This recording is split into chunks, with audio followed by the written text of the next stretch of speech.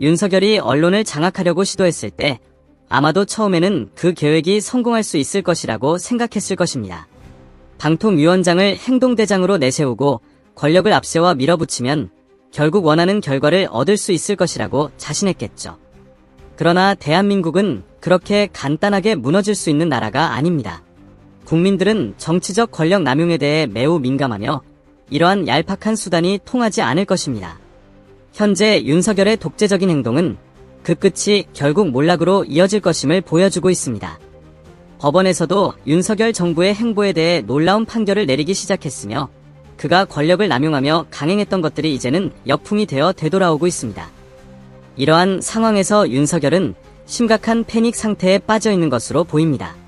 이러한 상황은 단순히 법과 원칙을 무시하는 것뿐만 아니라 리더십이 얼마나 위태로운 상황에 처해 있는지를 보여주는 명확한 증거라고 생각합니다. 이는 결국 국민들의 신뢰를 더욱 잃게 만들 것이며 정부의 정당성에 큰 타격을 줄 것입니다.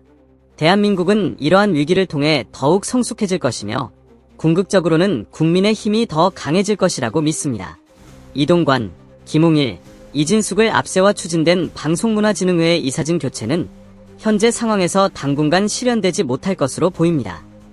이진숙 방송통신위원장과 김태규 부위원장은 MBC 대주주인 박문진 이사 9명 중 여권 추천목 6명을 교체하려 했습니다. 이 조치는 박문진 이사진을 여권 우위로 바꿔 MBC 경영진을 교체하려는 정부와 여당의 계획이었습니다. 그러나 서울행정법원이 방통위의 2인 체제 의결에 제동을 걸면서 법적 논란이 정리될 때까지 모든 절차가 중단될 전망입니다. 이로 인해 민주당 추천 이사 6명과 여당목 3명으로 구성된 현 체제가 앞으로 약 6개월간 더 유지될 가능성이 제기되고 있습니다. 방송통신위원회는 이러한 법원의 결정에 즉각 불복하며 항고할 방침을 밝혔습니다. 만약 항고심에서 1심 결정이 뒤집힐 경우 새로운 이사진이 임기를 시작하게 되며 이후 대법원 심리와 보완 소송 등을 대비한 계획을 세우고 있습니다. 국민의힘 측에서는 상권 분립 원칙에 반하는 법원의 판단이라며 반발하고 있지만 법원은 행정기관의 인사권 집행이 사법부 결정에 의해 효력이 침해된 것은 상권 분립 원칙에 반한다고 주장했습니다. 반면 더불어민주당과 조국혁신당 위원 일동은 법원의 결정을 존중하며 이를 윤석열 정부의 방송 장악 시도를 저지한 중요한 승리로 평가했습니다.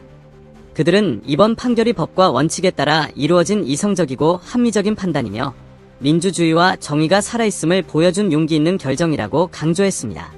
한편 여권 내에서는 윤석열 정부 출범 이후 한상혁 전 방통위원장이 약 1년간 자리를 지켰고 이번 박문진 이사 임기 만료를 앞두고 여야 비율 조정을 시도했으나 야권의 강한 반발에 부딪혀 뜻을 이루지 못했다는 점에서 큰 충격을 받고 있습니다.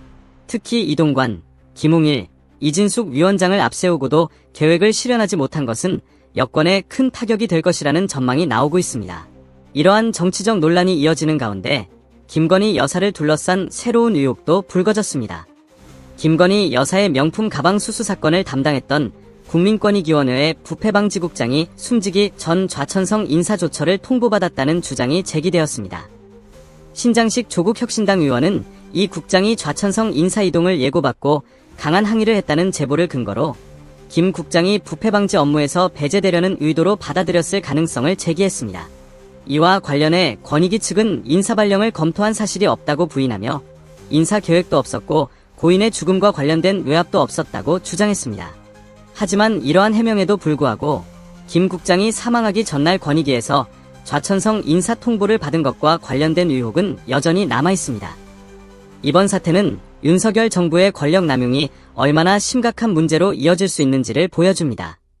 정부가 언론을 장악하려는 시도는 민주주의의 근간을 훼손할 뿐만 아니라 국민의 신뢰를 크게 잃게 만드는 결과를 초래할 것입니다. 법원의 결정은 이러한 권력 남용을 제어하는 중요한 장치임을 다시 한번 상기시켜 주었으며 대한민국의 민주주의가 얼마나 견고한지를 보여주는 중요한 사례라고 생각합니다. 윤석열 정부는 이번 사태를 통해 권력의 남용이 불러올 위험성을 깨닫고 법과 원칙을 준수하는 정부 운영을 위해 노력해야 할 것입니다. 이 사건을 계기로 국민의 신뢰를 되찾기 위한 실질적인 변화가 필요하며 이를 통해 대한민국의 민주주의와 법치주의가 더욱 강하게 지켜질 수 있기를 바랍니다. 권익위 부패방지국장 직무대리로 일하던 A씨N이 세종 아름동의 한 아파트에서 숨진 채 발견되었습니다. 그는 청탁금지법 관련 신고 사건을 포함해 김건희 여사의 명품백 수수 의혹 사건과 이재명 전 더불어민주당 대표의 헬기 이송 특혜 의혹 사건 등을 맡아오던 중이었습니다. 이 사건이 발생하면서 많은 사람들이 윤석열 정부의 권력 남용과 관련된 의혹들을 다시금 제기하고 있습니다. 더불어민주당은 윤석열 정부가 독도 지우기 의혹에 대해 이를 단순한 괴담으로 치부하고 있는 것에 대해 강력히 반발하며 도둑이 재발절인가 보다 라는 표현을 사용해 정부를 비판했습니다. 대통령실은 이에 대해 적반하장으로 대응하며 민주당이 국가 안보를 볼모로 삼아 정치적 이익을 얻으려 한다는 비난을 퍼부었습니다. 대통령실 대변인은 또한 민주당이 독도 지우기 의혹을 제기하는 것은 친일 프레임을 강화하고 정부를 공격하기 위한 것이라며 이러한 행태가 공당으로서의 역할을 제대로 수행하고 있는지 의심스럽다고 꼬집었습니다. 이에 대해 더불어민주당 윤종군 원내대변인은 최근 전쟁기념관과 서울 지하철 역사에서 독도 조형물이 잇따라 철거된 것에 대해 우연의 일치로 보기 어렵다며 정부가 독도 지우기를 시도하고 있는 것은 아닌지 강한 의구심을 제기했습니다. 윤 대변인은 특히 전쟁기념관에서의 조형물 철거가 노후화 때문이라는 설명에도 불구하고 재설치 계획이 없다는 점, 그리고 서울 지하철 역사에서의 철거가 혼잡을 이유로 들었지만 실제로는 혼잡도 계산이 이루어지지 않았다는 점을 들어 정부의 해명을 신뢰하기 어렵다고 지적했습니다. 더 나아가 국방부의 정신전력 교재에서 독도를 분쟁 지역으로 표현하고 독도 방어 훈련을 비공개로 실시하며 동해를 일본해로 표기한 것을 방치한 점 등 여러 사례들이 독도 지우기 의혹을 뒷받침하고 있다고 주장했습니다. 이번 사건들은 윤석열 정부가 대한민국의 주권을 지키는 데 있어 얼마나 소홀한 태도를 보이고 있는지를 적나라하게 드러낸다고 생각합니다. 독도는 대한민국의 영토이며 이를 지키는 것은 정부의 기본적인 책무입니다. 하지만 최근의 일련의 사건들은 정부가 이 중요한 책무를 방기하고 있다는 국민들의 우려를 증폭시키고 있습니다. 국민의 신뢰를 되찾기 위해서라도 정부는 친일적인 인사들을 즉시 퇴출시키고 독도와 관련된 모든 기술과 자료를 복원해야 합니다. 또한 정부는 대한민국의 역사적 자존심을 지키기 위해 더 적극적인 역할을 수행해야 하며 이를 통해 국민들에게 확고한 신뢰를 줄 수 있어야 할 것입니다. 이번 사건을 통해 윤석열 정부는 다시 한번 자신의 책임과 역할을 되새기고 국민을 위해 무엇이 최선인지 고민하는 계기가 되어야 할 것입니다. 이를 통해 대한민국의 주권과 자존심이 더욱 강하게 지켜지기를 바랍니다. 대변인은 브리핑에서 존재하지도 않는 독도 지우기를 야당이 의심하는 것인지 이해할 수 없다며 실질적으로 우리 영토인 독도를 확실하게 지배하고 있는 상황에서 거대 야당이 독도 영유권을 의심하는 것이 더 큰 문제라고 비판했습니다. 이러한 발언은 윤석열 정부가 독도 문제를 대하는 태도가 얼마나 부적절하며 국민의 신뢰를 얻지 못하고 있는지를 여실히 보여줍니다. 독도는 대한민국의 자존심이자 국가의 중요한 영토로 이를 지키는 것은 정부의 가장 기본적인 책임입니다. 그러나 정부가 이러한 중대한 문제에 대해 명확한 입장을 취하지 않고 오히려 야당의 의혹 제기에 대해 비판으로 일관하는 것은 매우 유감스럽습니다. 정부는 독도를 둘러싼 국제적, 역사적 논란에 대해 국민에게 명확한 입장을 밝히고 이를 지키기 위한 강력한 조치를 취해야 합니다. 독도는 단순한 영토 이상의 의미를 가지며 대한민국의 주권과 자존심을 상징하는 중요한 장소입니다. 윤석열 정부와 김건희 여사에 대한 국민적 우려와 불만이 커져가는 상황에서 우리는 언제까지 이러한 상황을 두고만 볼 수 없습니다.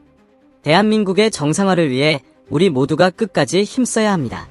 정부는 국민의 목소리를 경청하고 국민이 신뢰할 수 있는 정책을 추진해야 하며 특히 독도와 같은 중요한 문제에 대해서는 더욱 신중하고 단호한 자세로 임해야 할 것입니다. 이러한 노력은 대한민국의 미래를 지키는 중요한 발걸음이 될 것입니다. 여러분의 구독과 좋아요는 우리가 대한민국을 지켜나가는데 큰 힘이 됩니다. 함께 힘을 모아 우리의 자랑스러운 영토와 주권을 지켜나갑시다. 감사합니다.